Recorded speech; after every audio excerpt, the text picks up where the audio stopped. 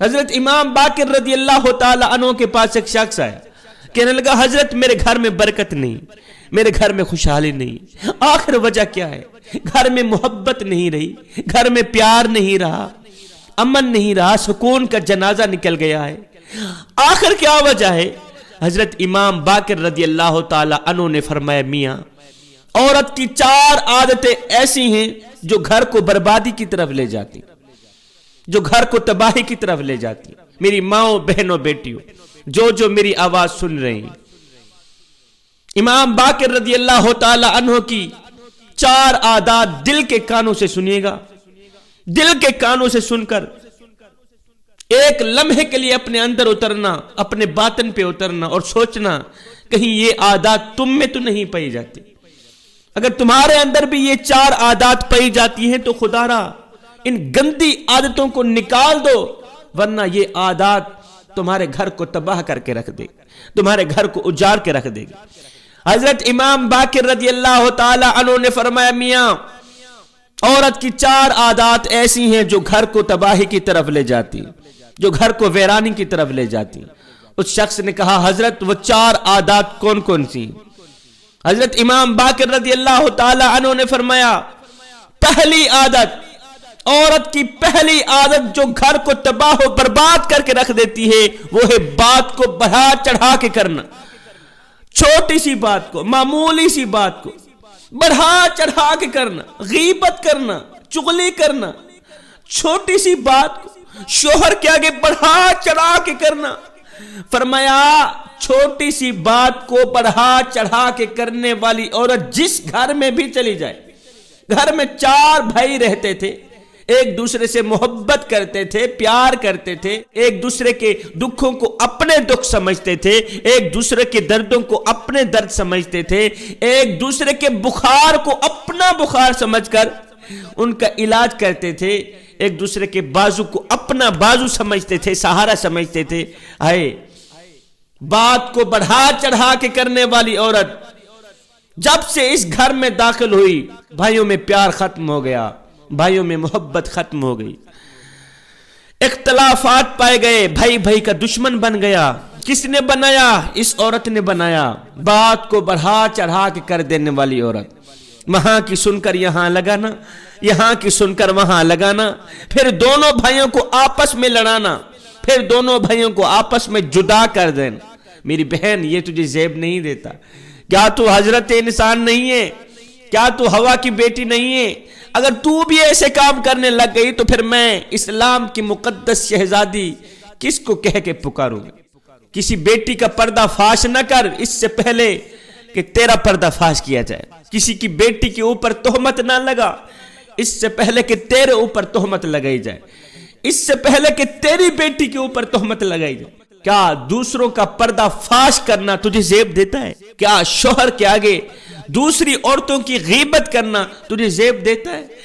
انسان نے کوئل سے پوچھا اگر تو کالی نہ ہوتی کتنا اچھا ہوتا، پھر انسان نے سمندر میں بہتے پانی سے پوچھا اوئے اگر تو کھارا نہ ہوتا کتنا اچھا ہوتا، پھر انسان نے ایک دن گلاب کو اٹھایا تلی پہ رکھا، پوچھنے لگا اوئے اگر تیرے اندر یہ کانٹے نہ ہوتے تو کتنا اچھا ہوتا۔ تینوں بول اٹھے اے انسان اگر تیرے اندر دوسروں کے عیب ڈھونڈنے کی عادت نہ ہوتی تو تو کتنا اچھا ہوتا۔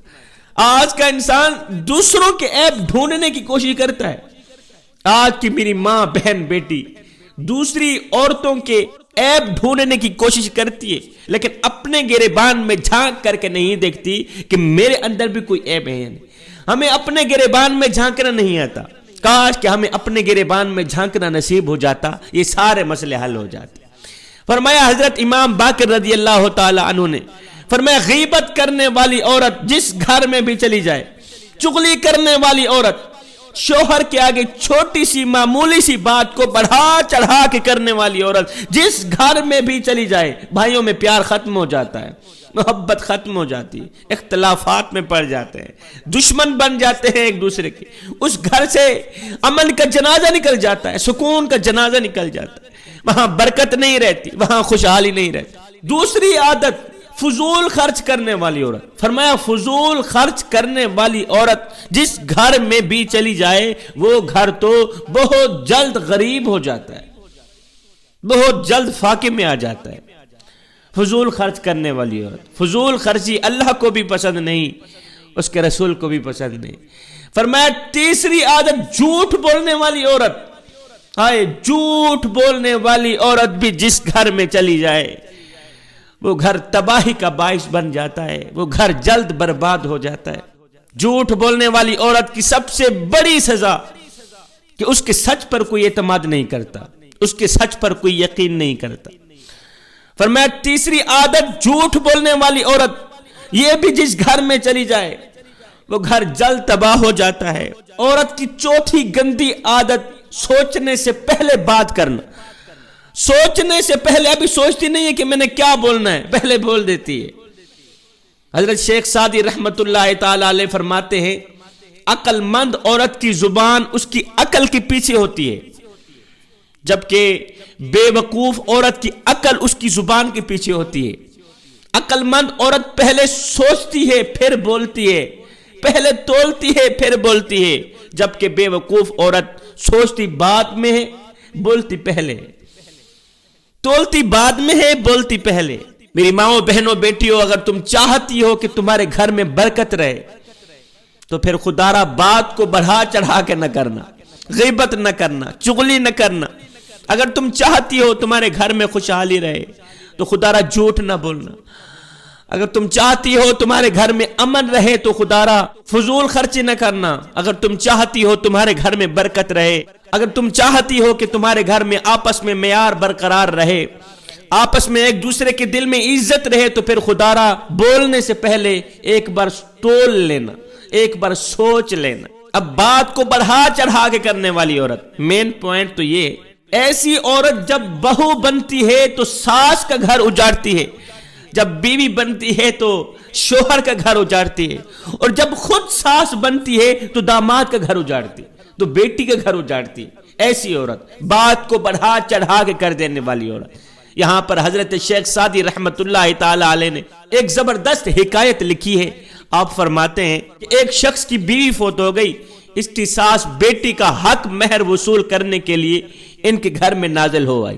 بیوی فوت ہو گئی ہے, بیوی کی جو ماں ہے وہ بیٹی کا حق مہر وصول کرنے کے لیے اس نے آ کر ان کے گھر میں ڈیرا ڈال دیا. اب یہ شخص جب ساس کی کڑوی بات سنتا, جب ساس کا تلخ لہجہ سنتا, ساس کی نازیبا باتیں سنتا تو اور زیادہ پریشان ہوتا.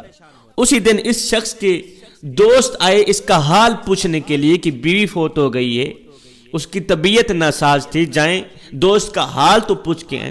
اس کے دوست جب بیوی کا حال پوچھنے آئے تو پوچھا میاں کیا حال ہے؟ کہا کوئی حال نہیں, بیوی کے جانے کا اتنا غم نہیں تھا جتنا غم مجھے ساس نے دیا. بیوی کے جانے کا مجھے اتنا دکھ نہیں پہنچا جتنا دکھ مجھے ساس نے پہنچایا. بیوی کے جانے پر میں اتنا پریشان نہیں ہوا جتنا پریشان مجھے زندہ ساس نے کر ڈالا ہے.